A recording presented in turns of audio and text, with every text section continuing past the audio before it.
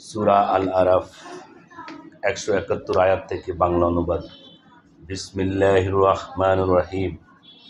আর যখন আমি তুলে ধরলাম পাহাড়কে তাদের উপর সামিয়ানার মতো এবং তারা ভয় করতে লাগলো যে সেটি তাদের উপর পড়বে, তখন আমি বললাম, ধরো যা আমি তোমাদের দিয়েছি দৃঢ়ভাবে এবং স্মরণ রেখো যা তাতে রয়েছে, যেন তোমরা বাঁচতে পারো।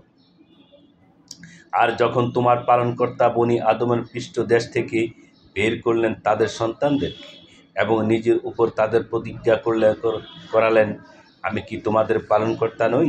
তারা বলল, অবশ্যই, আমরা অঙ্গীকার করছি। আবার না কিয়ামতের দিন বলতে শুরু করে যে এই বিষয়টি আমাদের জানা ছিল, অথবা বলতে শুরু করো যে অংশীদারিত্বের প্রথা তো আমাদের বাপদাদারা উদ্ভাবন করেছিলেন আমাদের পূর্বেই, আর আমরা হলাম তাদের পশ্চাৎবর্তী সন্তান সন্ততি। তাহলে কি সে কর্মের জন্য আমাদেরকে ধ্বংস করবেন, বা পথভ্রষ্টরা করেছে? বস্তুত এভাবে আমি বিষয়সমূহ সবিস্তার বর্ণনা করি যাতে তারা ফিরে আসে।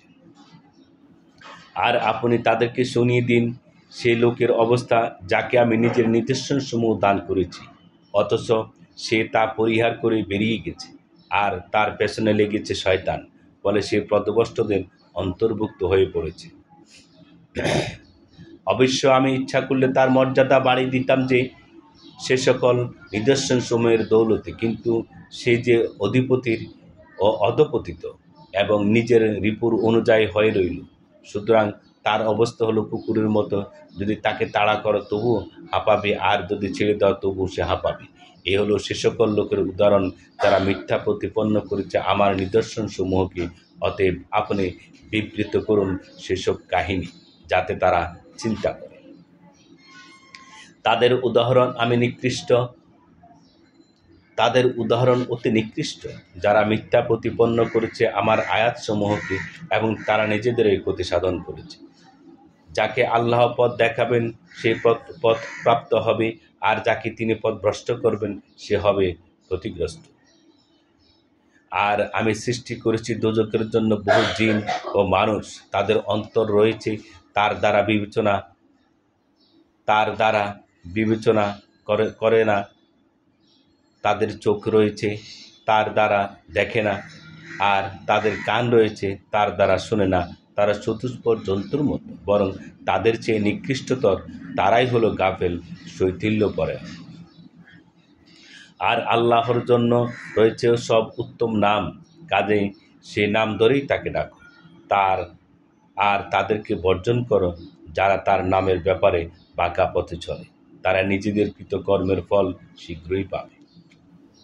আর যাদেরকে আমি সৃষ্টি করেছি তাদের মধ্যে এমন একদল রয়েছে যারা সত্য পথ দেখায় এবং সে অনুযায়ী ন্যায় বিচার করে।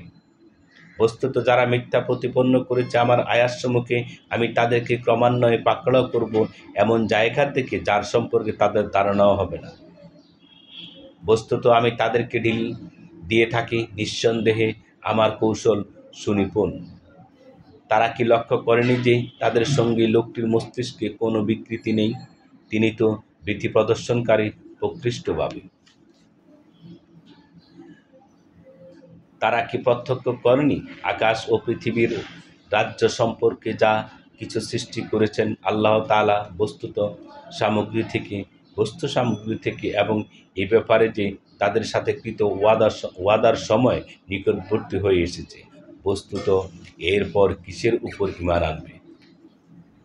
আল্লাহ যাকে পথভ্রষ্ট করেন তার কোনো প্রদর্শক নেই, আর আল্লাহ তাদেরকে তাদের দুষ্টামের মতো অবস্থায় ছেড়ে দিয়ে রাখেন।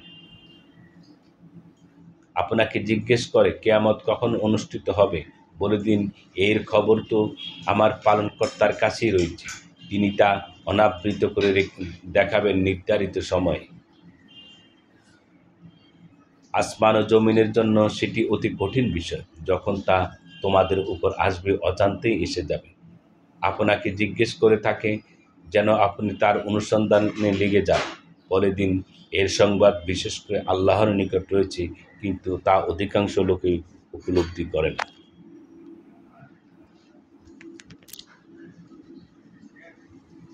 আপনি বলে দিন, আমি আমার নিজের কল্যাণ সাধনের এবং অকল্যাণ সাধনের মালিক নই, কিন্তু যা আল্লাহ চান। আর আমি যদি গায়েবের কথা জেনে নিতে পারতাম, তবে বহু মঙ্গল অর্জন করে নিতে পারতাম। ফলে আমার কোনো অমঙ্গল কখনো হতে পারত না। আমি তো শুধু একজন ভীতি প্রদর্শক ও সুসংবাদদাতা ঈমানদারদের জন্য। তিনি সেই সত্তা, যিনি তোমাদিগকে সৃষ্টি করেছেন একটিমাত্র সত্তা থেকে, আর তার থেকেই তৈরি করেছেন তার জোড়া, যাতে তার কাছে স্বস্তি পেতে পারে। অতঃপর পুরুষ যখন নারীতে আবৃত করল, তখন সে গর্ভবতী হলো, অতি হালকা গর্ভ। সে তাই নিয়ে চলাফেরা করতে থাকলো। অতঃপর যখন বোঝা গেল, তখন উভয়ই আল্লাহকে ডাকল, যিনি তাদের পালনকর্তা, যে তুমি যদি আমাদেরকে সুস্থ ও ভালো দান করো, তবে আমরা তোমার শুকরিয়া আদায় করব। অতঃপর তাদেরকে যখন সুস্থ ভালো দান করা হলো, তখন দানকৃত বিষয়ে তার অংশীদার তৈরি করতে লাগলো।